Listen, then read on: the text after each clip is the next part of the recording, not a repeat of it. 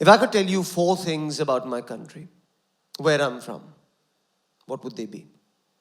We'd probably agree on about 3 of them, and we'd probably fundamentally disagree on 1 of them. And that's okay. That one would be just for me. That's all tonight's show is. It's 3 for you, 1 for me. Are you ready to begin? The first thing you must drink when you come to our country, ladies and gentlemen, is Old Monk rum. Yes? Non-Indians, this is just diplomacy in a bottle.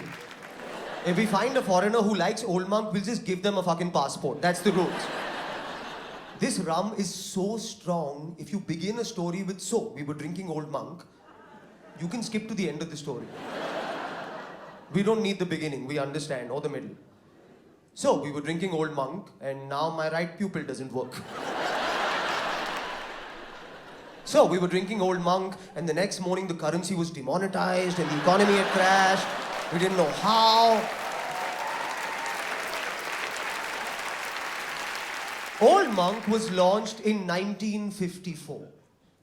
It takes 7 years to age a batch of Old Monk. Which means we started making Old Monk in 1947. Which means the British left and we were like, shots, let's go. I grew up spending my summers in Patna, in a house with an angan. Non-Indians, an angan is just a random open courtyard in the middle of the house where there should have been more fucking house.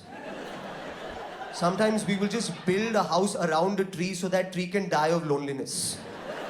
At tea time, I would run across the angan, burn my feet, sit on my grandmother's lap, listen to a long bullshit story, waiting for biscuits. Because he who has the biscuits gets to tell the story. At the end of the story, my grandmother would pull out a steel tin and pull out the greatest biscuit in the world, the Parle-G. Non-Indians, on behalf of 1 billion people, can I humbly say, fuck your cookies. Sorry. You don't even know. A cookie is just an overweight biscuit with low self-esteem. That's all that shit is. Parle-G, yo, is the greatest biscuit in the world. With tea. Parle-G with tea, you will not share with anybody. Parle-G without tea, doggy. It's because of the physics of the biscuit. When it's dry, it's hard as fuck. But you dip it in anything. No spinal cord, no core strength, just falls apart like a dead hamster. Who designed this biscuit where the minute you expose it to liquid, it's gone? It's like an edible Mumbai road.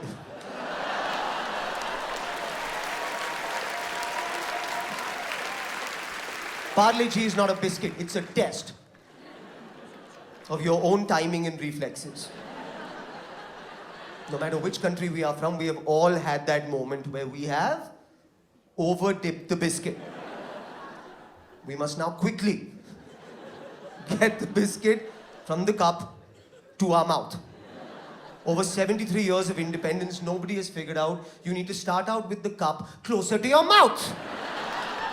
No, we start out with the cup in Pakistan. We are dipping over there. The only cup Pakistan will win this year, by the way.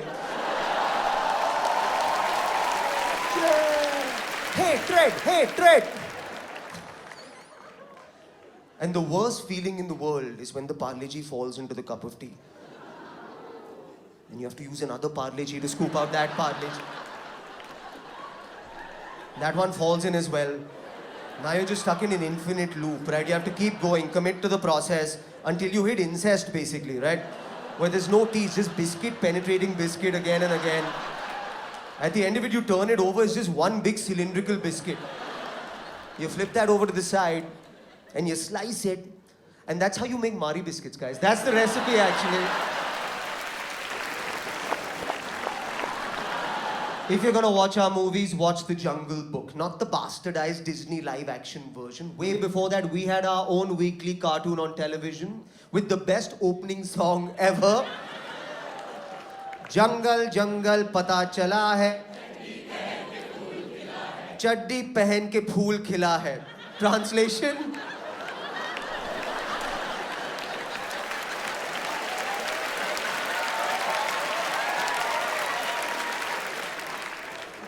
Big news from the jungle. The jungle has a new flower. And he has grown inside in underwear. Ladies and gentlemen, I do not know what is growing inside your underwear. But if it resembles horticulture, call a doctor right now. It's so Indian to do. Don't worry, chaddi pehna hai. Don't worry. We forget that this is an Indian story because the panther is British and the bear is American and the snake is a white lady. Fuck off. Where is this diverse jungle with loose immigration policies? Please tell me. It's not a jungle. This is a garden at the Google campus. This is an Indian story, all right? These are Indian names. Hathi, Bagheera, Bhalu. And yet, I've never met one Mowgli. Not even in Noida. Anybody met a Mowgli? Mowgli Sinha? Mowgli Gupta? Narendra Mowgli? Anybody met a Narendra Mowgli? The East India Company, those guys stuck around for a while, huh? Do you know the first thing they traded with India was? Cinnamon. That's what led to 200 years of oppression. The one spice we use least in Indian cooking. Tell me you did this for garam masala and I understand.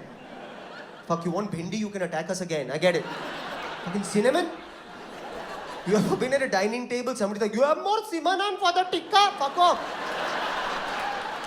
Cinnamon. That's like me colonizing England for sunlight, benchot. Are you insane? Cinnamon. But the bright side is because we gave you cinnamon, we get to feel part of your process. You know what I mean? At least now you know that Muslims and Hindus gave you that Christmas spirit. Cinnamon. Yeah, that came from us, guys. Those things Santa Claus was whipping, they were brown, but they weren't reindeer. India paid for World War II. It led to a famine in Bengal. When we wrote to Winston Churchill saying, hey, could we use the food from Bengal to feed the people of Bengal? Because, you know, it's right there. Churchill wrote back saying, well, if the famine is so bad, why hasn't Gandhi died of starvation yet? Yeah. To which I'm pretty sure Gandhiji wanted to reply, because I'm not an overweight bitch like you. Yo, Gandhiji was fit as hell, alright? That dude was on keto for a very long time. Gandhiji did 17 hunger strikes. 17. That's intermittent eating. So much. Atiti Devo Bhava. This is a big Indian value. Translation? Guest is God. I believe it. But technically, having legendary hospitality has not really worked out for us throughout history. When you greet every foreigner with Namaste, you are God, they tend to stick around for a while. We go too far with the hospitality, with the tikka and the garlands and the welcome drink because we don't actually mean that shit. I mean, we like you guys. We love it when you come to India, but we just wish we got the same hospitality when we went abroad, right? Like, maybe a good start is don't make us submit fingerprints to come to your countries. That's a, you know, I always find that embarrassing. I have to submit my fingerprint to enter your country. Which is why when you come to mine, I take the same fingerprint and put it on your head.